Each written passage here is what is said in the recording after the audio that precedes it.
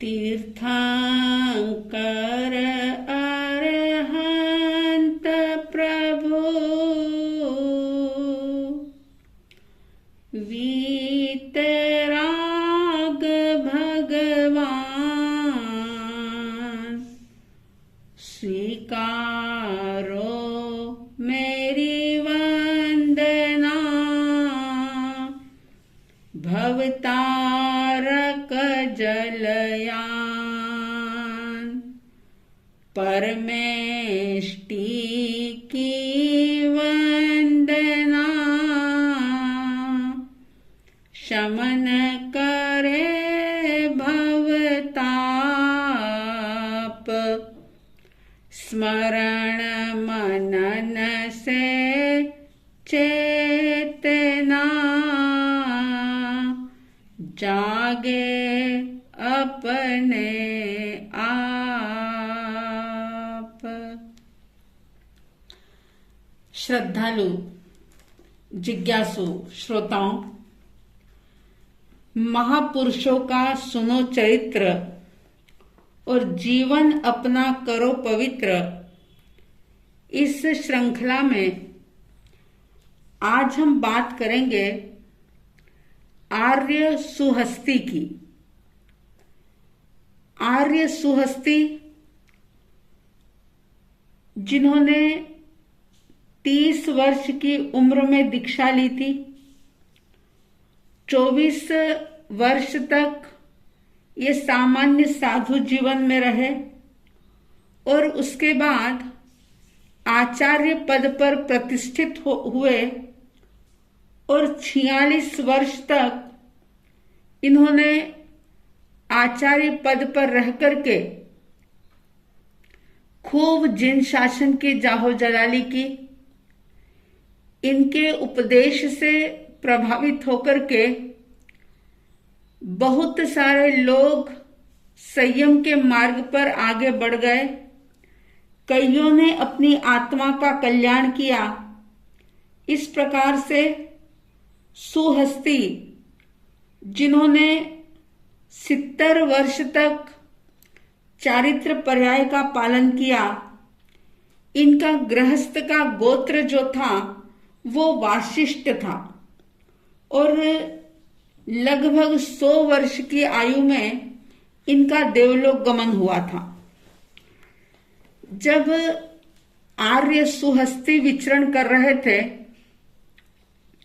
उस वक्त सम्राट अशोक के पोते संप्रति जो राजा थे, और ऐसा कहते हैं कि आर्य सुहस्ती एक बार जीवित स्वामी जी को वंदन करने के लिए उज्जैनी नगरी गए थे और यथ यात्रा जब चल रही थी तो उस यात्रा के साथ वे राजप्रासाद में गए। राजभवन के गवाक्ष पर झरोखे पर राजा संप्रति बैठे हुए थे और उन्होंने आर्य सुहस्ती को देखा तो देखते ही उनको एक अलग प्रकार का अनुभव हुआ।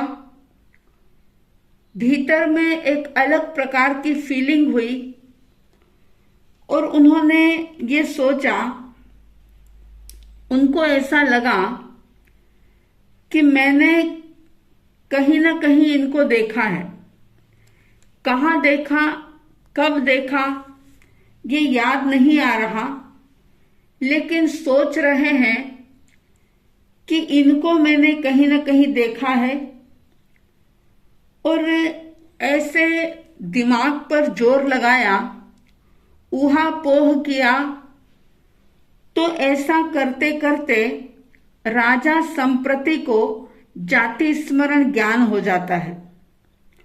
और जैसे ही जाति स्मरण ज्ञान हुआ, पिछले जन्म की पूरी पिक्चर एकदम क्लियर सामने आ गई। उन्होंने तुरंत अपने सेवकों को कहा कि जाओ आचार्य सुहस्ती के संबंध में पता करो कि ये कहाँ ठहरे हैं, अभी कितने दिन ठहरने वाले हैं। राजा का आदेश प्राप्त करके उनके नौकर चाकर तुरंत ही पता करते हैं।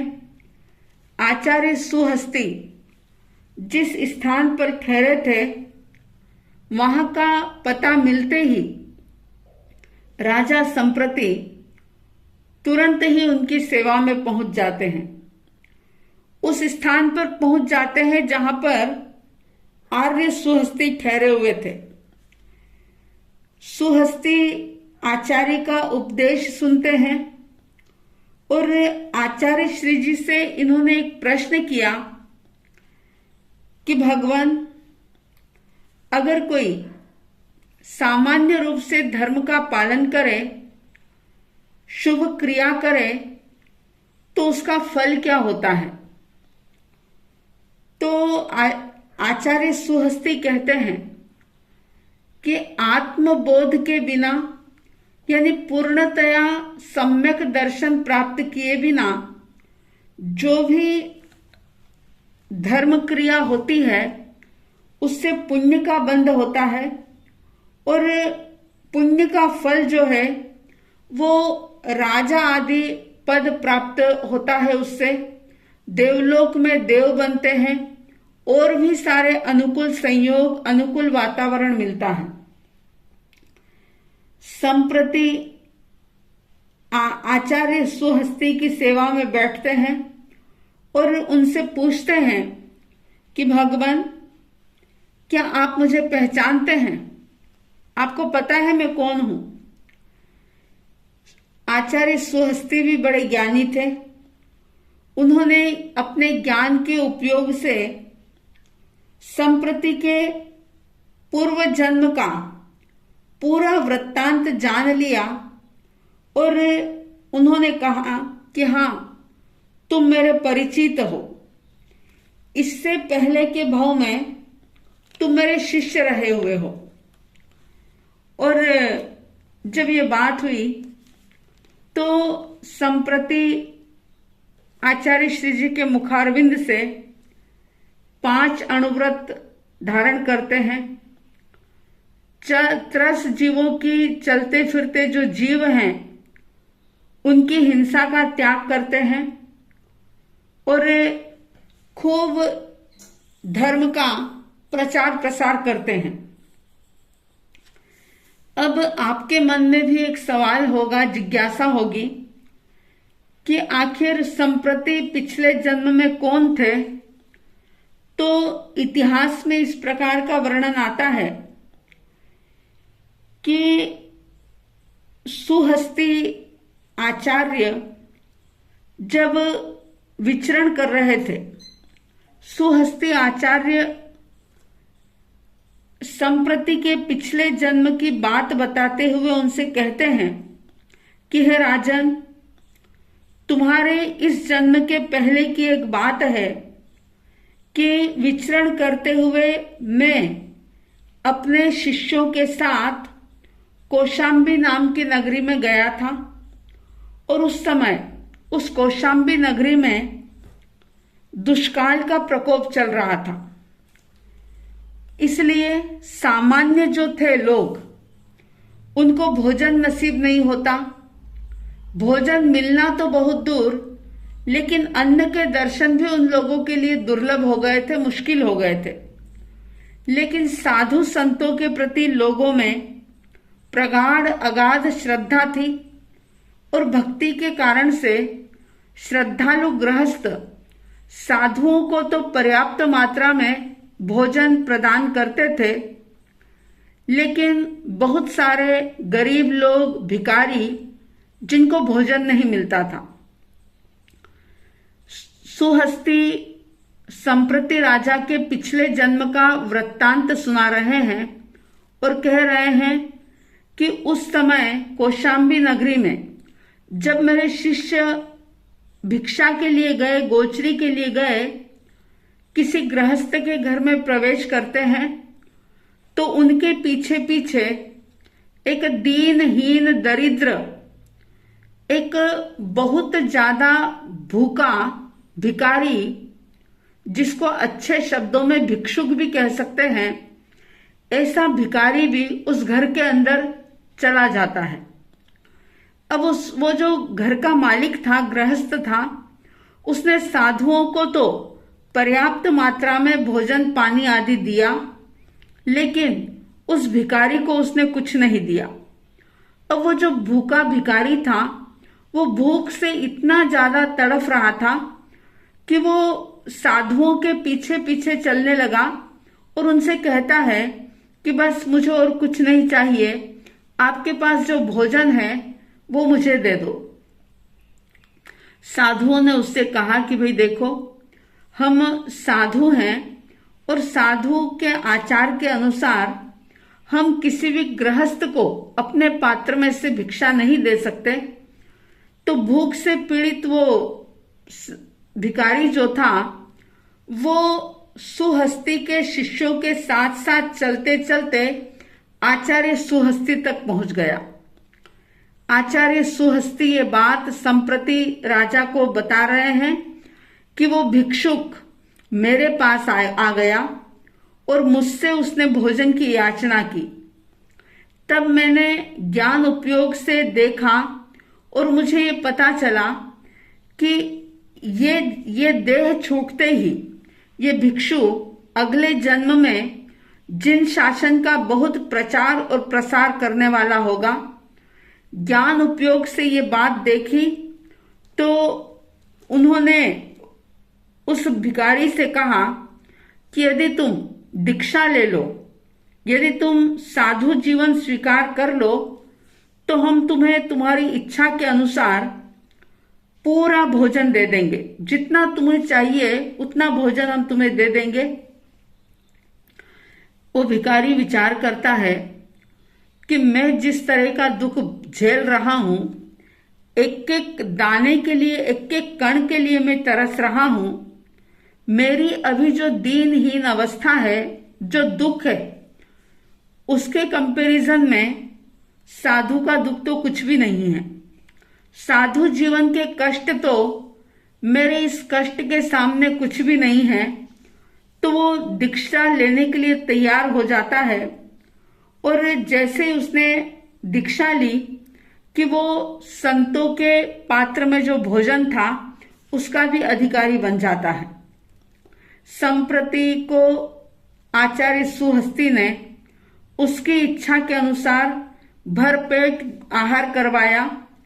वो कई दिनों का भूखा था, इसलिए उसने जी भर करके खूब स्वादिष्ट भोजन खाया।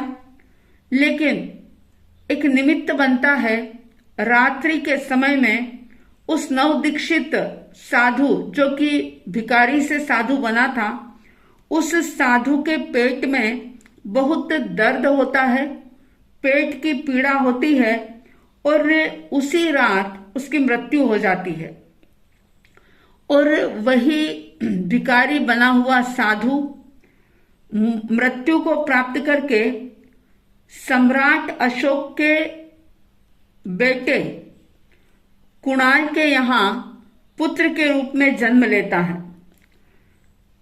आचार्य सुहस्ती कह रहे हैं कि हे राजन, तुम वही भिखारी हो जो अपने इस संप्रति के भव से पहले के भव में मेरे पास तुम दीक्षित हुए थे, और ये सब कुछ जो तुमको राज्य आदि मिला है वो सिर्फ एक दिन का साधुपने का, साधु जीवन का ये फल है कि तुम इतने बड़े राजा बन गए हो।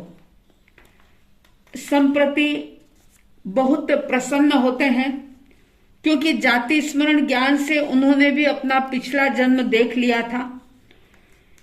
जैन साहित्य में संप्रति का बहुत बड़ा स्थान है।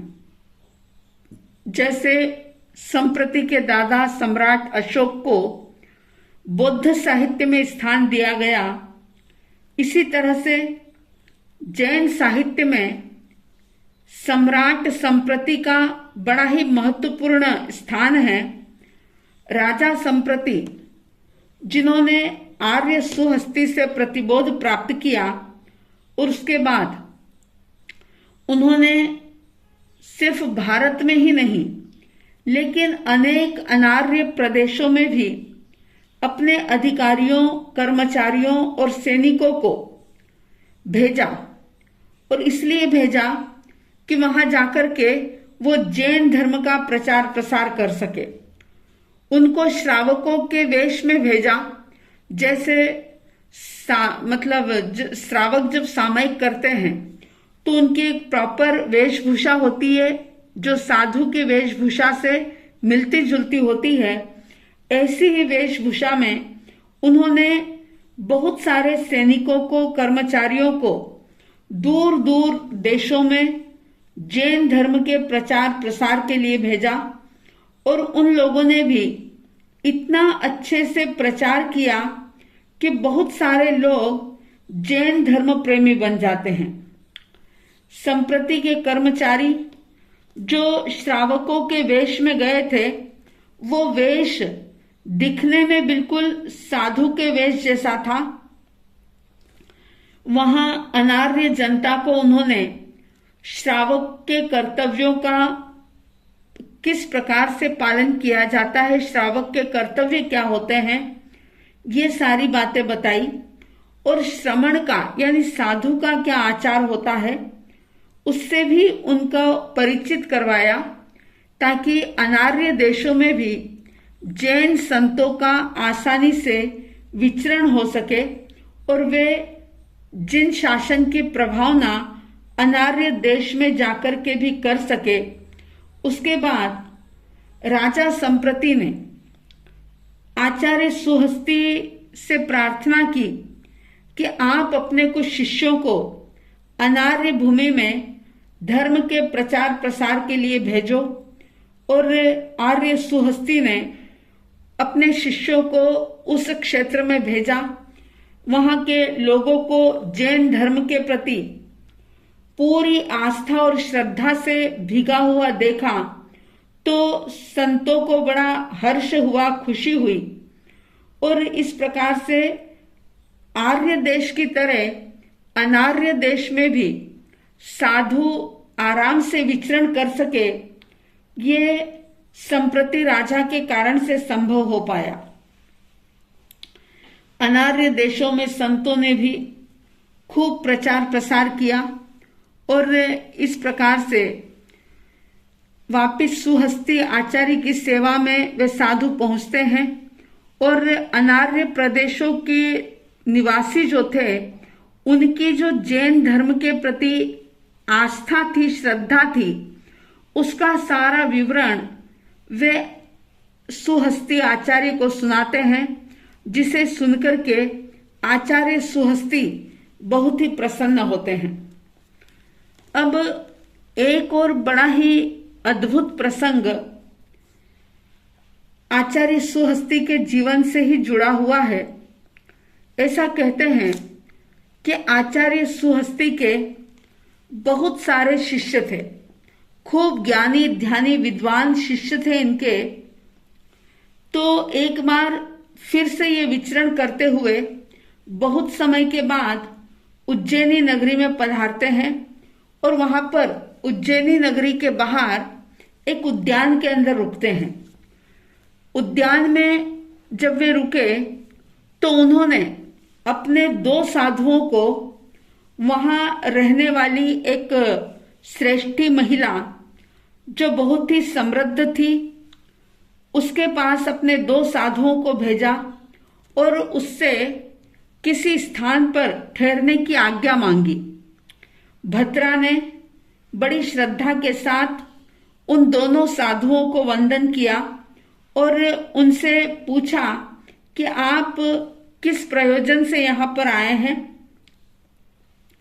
तो श्रमणों ने कहा कि हम अपनी वाहन कुटी में, आपकी वाहन कुटी में हम ठहरना चाहते हैं, और उन्होंने वहां ठहरने की उनको अनुमति दे दी।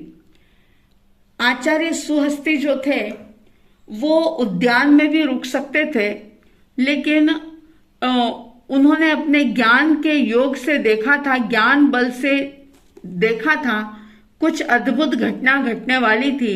इसलिए 2 साधुओं को भद्रा की उस वाहन कुटी के अंदर भेजा और स्वयं भी वहां पर ठहरने के लिए आते हैं। दूसरे दिन आचार्य सुहस्ती, जो कि अपने शिष्यों के साथ शास्त्र का पारायण कर रहे थे, उच्च स्वर में सस्वर लय के साथ शास्त्र को पढ़ रहे थे, तो उस समय में उस शास्त्र में एक नलिनी गुल्म नाम का विमान जो होता है उसका वर्णन चल रहा था।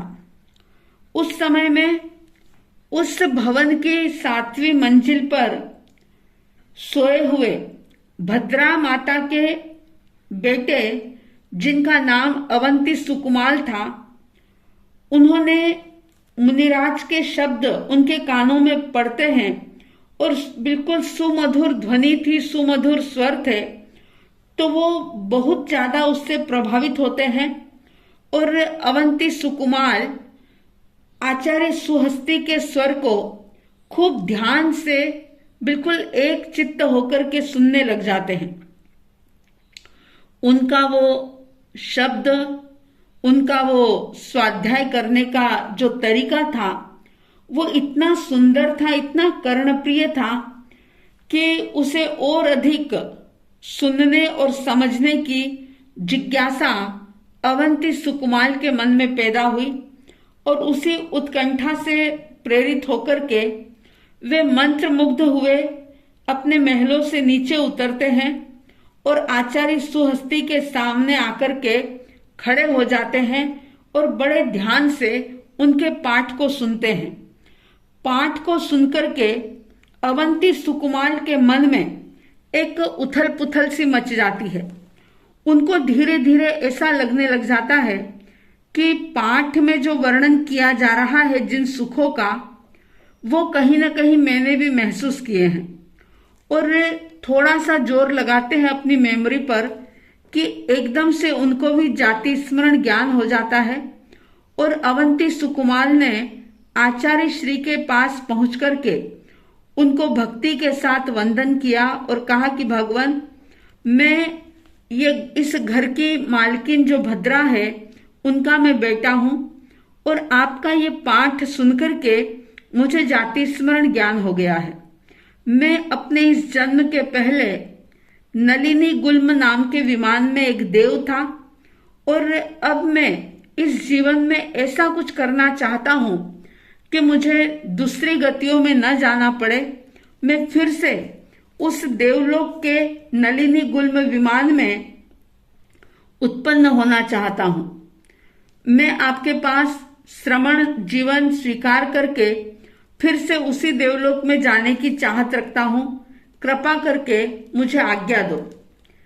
आचार्य सुहस्ती उसे बताते हैं कि भाई, दीक्षा लेना कोई इतना आसान नहीं है, बच्चों का खेल नहीं है, ये जीवन बहुत कठिन है और तुम तो बहुत ही सुकुमाल हो, क्योंकि उनका नाम ही सुकुमाल था, अवंती सुकुमाल। और सुकुमाल इसीलिए नाम रखा गया था क्योंकि वो अत्यंत सुकोमल थे।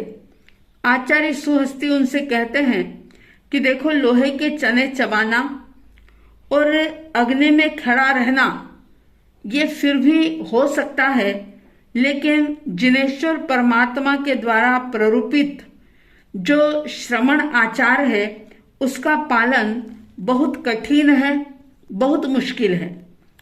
अवंती सुकुमाल ने कहा कि भगवान, अब दीक्षा लेने का भाव बहुत तीव्र हो चुका है।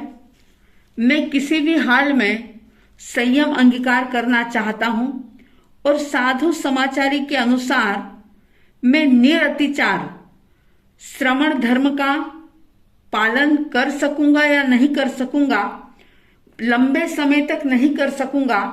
इसलिए मैं शुरू में ही अनशन के साथ ही श्रमणत्व अंगीकार करूंगा, यानी दीक्षा लेते ही मैं आजीवन अनशन कर लूंगा और थोड़े समय के लिए घोराति घोर कष्ट को भी मैं साहस पूर्वक सहन कर लूंगा। अवंती सुकुमार अपने निर्णय पर दृढ़ है ऐसा देख करके आर्य सुहस्ती ने कहा कि अगर तुम दीक्षा लेना ही चाहते हो तो अपने परिजनों की, स्वजनों की, अपने परिवार वालों की तुम अनुमति प्राप्त करो। उसके बाद अवंती सुकुमार अपनी माता से, अपनी पत्नियों से दीक्षा की अनुमति मांगते हैं। और जैसा कि आप जानते ही हैं कि कोई भी परिवार वाले, चाहे वो कितना भी धर्म को जानते हो, साधु जीवन उनको बहुत अच्छा लगता हो, लेकिन अपने बच्चों को दीक्षा देने से थोड़े से पीछे हटते हैं, क्योंकि मोह बीच में आता है। उनके माँ ने, पत्नियों ने खूब समझाया, लेकिन अवंती सुकुमार का जो दृढ़ संकल्प था उससे वे उसको विचलित नहीं कर सके और पूर्ण रूप से अवंती सुकुमार दीक्षित होते हैं, श्रमण दीक्षा लेते हैं। और दीक्षा लेते ही उन्होंने आचार्य सुहस्ती से निवेदन किया कि गुरुदेव, मैं लंबे समय तक श्रमण जीवन के जो कष्ट हैं, जो परिचय हैं, मैं उनको सहन नहीं कर पाऊंगा। इसलिए मैं जाव जीव अनशन पूर्वक साधना करने की आज्ञा चाहता हूं। आर्य सुहस्ती से आज्ञा प्राप्त करके अवंती सुकुमार उज्जैनी नगरी के बाहर निर्जन शमशान भूमि के अंदर पहुंचते हैं। कायोत्सर्ग में खड़े हो जाते हैं। पिछले जन्म का ज्ञान, पिछले जन्म की श्रद्धा प्रकट हो चुकी थी। अत्यंत सुकुमार अवंती सुकुमार पहली बार नंगे पैर चले थे और उस स्थान से शमशान भूमि तक जाना भी उनके लिए इतना मुश्किल था कि धरती पर चलने से उनके पैर में छाले हो गए, पैरों से खून टपकने लगा, लेकिन बड़े धैर्य के साथ उन्होंने इस पीड़ा को भी सहन किया, स्वीकार किया और भूख प्यास आदि जो भी कष्ट थे उनको समभाव से स्वीकार किया, आत्मचिंतन किया और आत्मचिंतन में वे एकदम से तल्लीन हो जाते हैं। धीरे धीरे रात का समय होने लगा। हिंसक जानवर इधर उधर घूमने लगे और उन हिंसक जानवरों की जो आवाज थी वो बड़ी ही भयानक थी। अब उसी दिन प्रवर्जित जो सुकुमार, श्रमण अवंती सुकुमार थे, शमशान भूमि में बिल्कुल शांत, दांत और विरक्त अवस्था में एकाग्र चित्त होकर के अपनी आत्मा का ध्यान कर रहे थे और उनके पैरों से जो खून बहा था चलते हुए, उस पद चिन्हों से मतलब प्रेरित होकर के एक श्रृगालनी अपने बच्चों के साथ अवंती सुकुमार मुनि के पास पहुंच जाती है और उन मुनिराज के पैरों को चाटना शुरू कर देती है। लेकिन पूरे भेद विज्ञान के अंदर रमे हुए, आत्मा और शरीर का भेद करते हुए ऐसे अवंती सुकुमार जरा सा भी विचलित नहीं हुए, ना कोई प्रतिरोध किया, ना वहां से जरा से भी हटे। अब वो श्रृगालनी, उसने उनके पैर खा लिए, पैर खाले मतलब पिंडली तक आ गई, पिंडलियों में भी दांत गड़ा दिए और गरम गरम खून की धाराएं उनकी निकल जाती है। अपने बच्चों के साथ वो श्रृगालनी उस मुनिराज का खून भी पी लेती है और साथ ही साथ मुनिराज के पैरों को भी काट काट करके खा लेती है। मुनिराज का ध्यान चिंतन इतना उच्चतर हो जाता है, ऐसे वे गुणस्थानों की उस श्रृंखला पर चढ़ते हैं, ऐसी अवस्था प्राप्त करते हैं कि बिना किसी प्रकार का प्रतिरोध किए वो बिल्कुल शांत चित्त होकर के आत्मा अलग है, शरीर अलग है, इस प्रकार की चिंतन धारा की ये शरीर खा रही है, मैं तो एक अजर अमर आत्मा हूं, इस प्रकार से चिंतन करते हुए उनका ध्यान खूब ऊंचाई तक पहुंचता है और आखिर पैरों के बाद दोनों जंघाएं और हाथों को भी श्रृगालनी खाती है और इस प्रकार से उनका पेट भी चीर फाड़ करके खाना प्रारंभ कर देती है।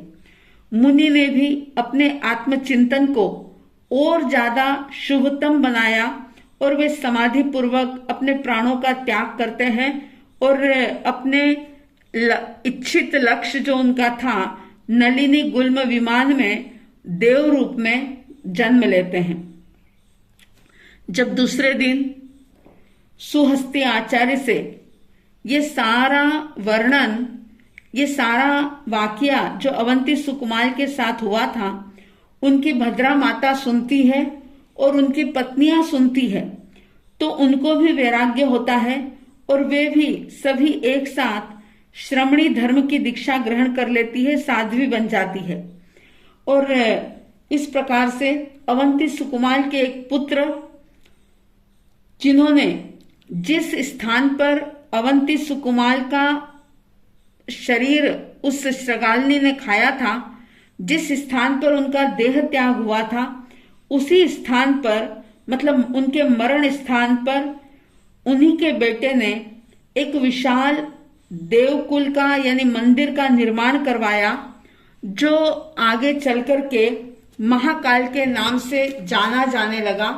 और ये आज जो महाकाल का मंदिर है ये वही मंदिर है जिसका निर्माण अवंती सुकुमार के बेटे ने करवाया था। तो इस प्रकार से आचार्य सुहस्ती का जीवन चरित्र, जिनसे बहुत लोगों का उद्धार हुआ, कल्याण हुआ, बहुत ही अद्भुत त्यागी वैरागी इनके शिष्य हुए और